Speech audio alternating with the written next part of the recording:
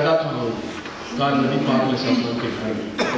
جب سیدہ کائنات پیدا ہوئی تو جس طرح عام بچوں سے کی پیدائش کے وقت ناپاکیزگی برآمد ہوتی ہے، حضرت خدیجہ سے پوچھا گیا سیدہ کائنات پیدا ہوئی کوئی ناپاکیزگی برآمد ہوئی؟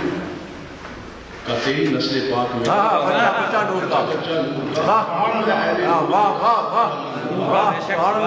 کوئی ناپاکیزگی پیدا نہیں، اور اس پر گواہ رسول اللہ کے گھر مولا خدا شیر خدا اللہ کے گھر میں پیدا ہوئے۔ کہا کوئی ناپاکیزگی برآمد ہوئی؟ اللہ کا گھر ناپاک ہوا، اللہ کے گھر کو دھویا گیا۔ ایک بھی تاریخ نہیں بتاتی کہ مولا مرزا کی ولادت کے وقت خانہ کعبہ ناپاک ہوا، اس کو دھویا گیا۔ ایک کی پاکیزگی اور طہارت کا گواہ بیت اللہ ہے، اور دوسرے کی پاکیزگی کا گواہ رسول اللہ۔ بیت اللہ کی گواہی سے بڑی کسی کی گواہی ہو نہیں سکتی، رسول اللہ کی گواہی سے بڑی اور دونوں گواہ ہیں کہ علی بھی پیدا ہوئے تو پاک، سیدہ کائنات بھی پیدا ہوئی تو پاک۔ آگے ان کے گھر حسن و حسین پیدا ہوئے۔ سیدہ کائنات سے پوچھا گیا بتائیں حسن و حسین کی پیدائش کے وقت کوئی ناپاکیزگی برآمد ہوئی؟ پھر عورتیں جس وقت بچوں کو جنم دیتی ہیں تو ان کے پیدائش کے وقت جس وقت بچے پیدا ہوتے ہیں خود ان کو نفاس کا خون جو آتا ہے، جس کی میکسیمم جو لمٹ ہے وہ 40 دن ہے، عورت جو ہے وہ ناپاک ہو جاتی ہے، 40 دن تک نماز نہیں پڑھتی، یہ میکسیمم اس کی لمٹ ہے۔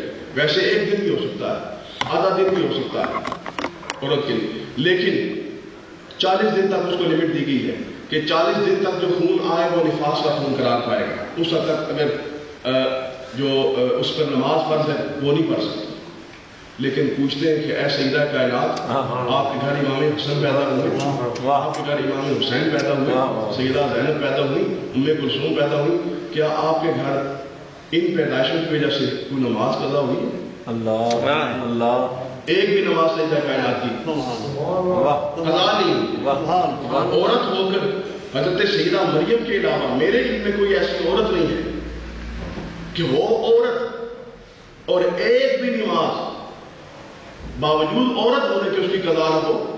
ورنہ ہر عورت کی زندگی میں ہر مہینے میں کم سے کم حنفیوں کے نزدیک 3 دن تو ایسے ضروری آتے ہیں کہ جن میں وہ ناپاک رہے گی، اور ناپاک رہنے کی وجہ سے وہ اس میں نماز نہیں پڑھ سکتی۔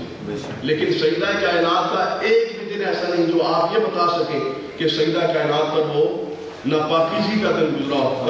کیوں نہیں گزرا؟ انما یرید اللہ، اللہ نے جو پاک کر دیا ہے ناپاکیزگی کیسے آئے؟ ایک بات کہوں گا، حضرت سیدہ کائنات کو نبی پاک علیہ السلام خود فرمایا کرتے تھے ام ابیہا،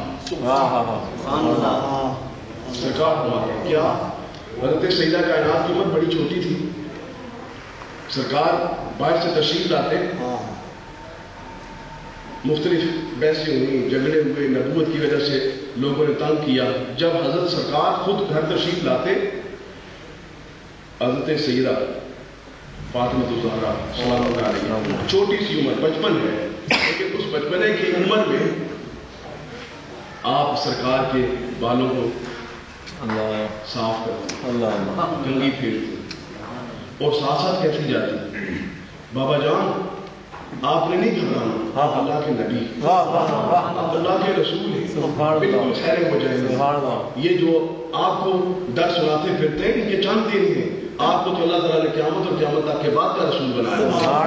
جب وہ چھوٹی سی عمر میں چھوٹے چھوٹے ہاتھوں سے سرکار کو تسلیاں دیتی، اس وقت نبی پاک علیہ السلام کا چہرہ اقدس چوم کے فرمایا کرتے تو ایسے مجھے لاڈ کرتی ہے جیسے کوئی ماں اپنے بیٹے کو،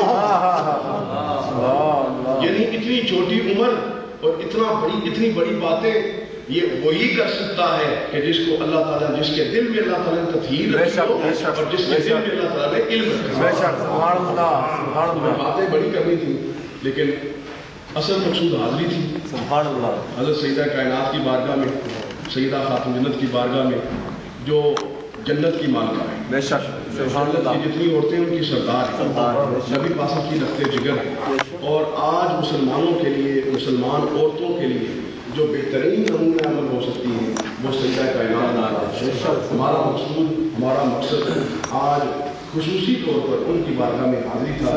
بے تعالیٰ آپ کے نام گرامی، اس میں گرامی سے ہم نے اپنی یہ ہم سمجھیں گے ہماری کوشش تو وکیل تھی پر نام بڑا اعلیٰ تھا.